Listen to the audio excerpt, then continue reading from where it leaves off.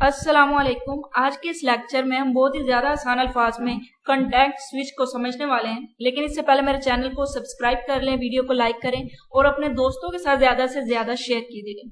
तो आम अल्फाज में, सादा तरीन अल्फाज में, आसान अल्फाज में आपको समझाती हूँ। पहले कॉन्टेक्स्ट स्विच यानी प्रोसेस होते हैं जिनको सीपीयू एग्जीक्यूट कर रहा होता है। सीपीयू एक प्रोसेस को एग्जीक्यूट कर रहा था कि अचानक से ना उसका टाइम मुकम्मल हो गया या फिर कोई इंटरप्ट आ गई। अब सीपीयू क्या किया, सीपीयू ने अगले पे स्विच किया, लेकिन सीपीयू ने साथ ही जो एग्जीक्यूट कर रहा था उसकी स्टेट, उसके बारे में इंफॉर्मेशन जो भी थी सेव कर ली गई और उसके बाद वो दूसरे पे स्विच कर गया। तो ये प्रोसेस जिसमें एक प्रोसेस के मतलब इंफॉर्मेशन को सेव किया जाता है स्विच करने से पहले, ताकि वो दोबारा से जब सीपीयू से एग्जीक्यूट करे तो सीपीयू को पता हो कि मैंने कितना इसका काम कर लिया और कितना काम इसका रह गया। तो इसको हम कंटेंट स्विच कहते हैं। ये बहुत ही ज्यादा इंपॉर्टेंट है, क्योंकि अगर ये ना हो तो सीपीयू को दोबारा वो प्रोसेस दोबारा शुरू से ही स्टार्ट करना पड़ेगा।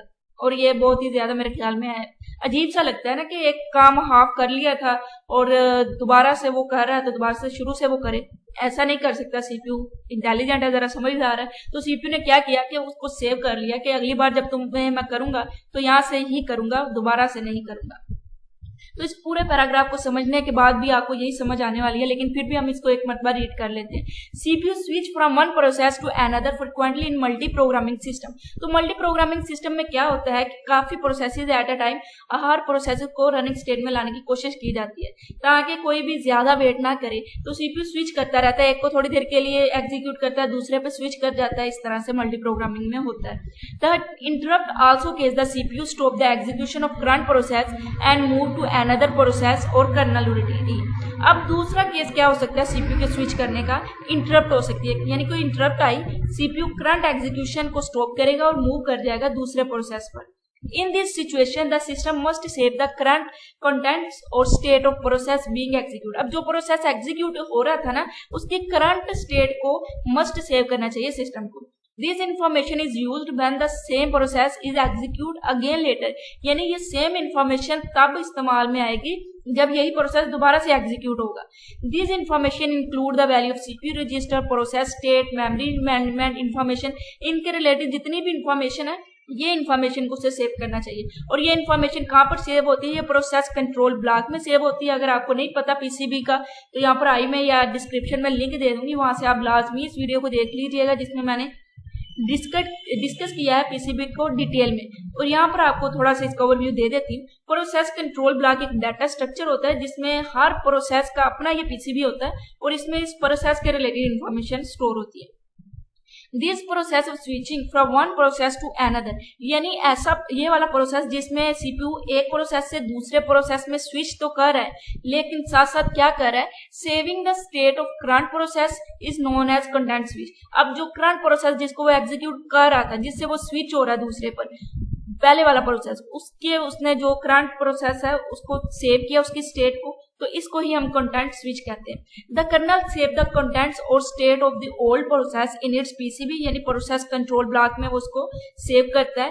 And load the save contents of the new process. अब जो नया प्रोसेस आया हो सकता है वो भी पहले से कंटेंट स्विच हुआ हो, तो उसके रिलेटेड जितनी भी इंफॉर्मेशन है उसको भी वो साथ लोड कर रहा है। कौन? कर्नल।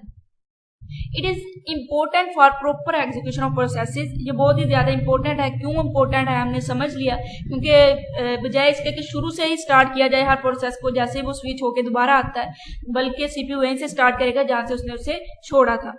द न्यू प्रोसेस में use the data from the old process if content switch does not. अगर कंटेंट स्विच आकर नहीं होता तो फिर क्या होता है, जो न्यू प्रोसेस है में use the data from the old processes, तो ओल्ड प्रोसेसेस वो डाटा यूज होगा। The CPU does not perform any useful work. अब अगर कंटेंट स्विच नहीं परफॉर्म होती तो जारी बात है कोई यूजफुल वर्क तो नहीं ना सीपीयू करेगा।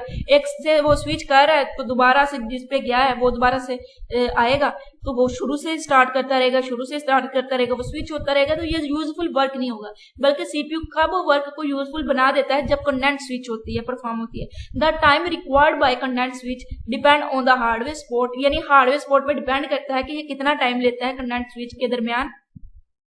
सच as multi set of registers, या मल्टी सेट ऑफ रजिस्टर पर डिपेंड करता है या हार्डवेयर स्पॉट पर डिपेंड करता है। और इस लाइन का मतलब ये है कि जब कंटेंट स्विचिंग परफॉर्म्ड हो रही है तब सीपीयू कोई काम नहीं परफॉर्म कर सकता।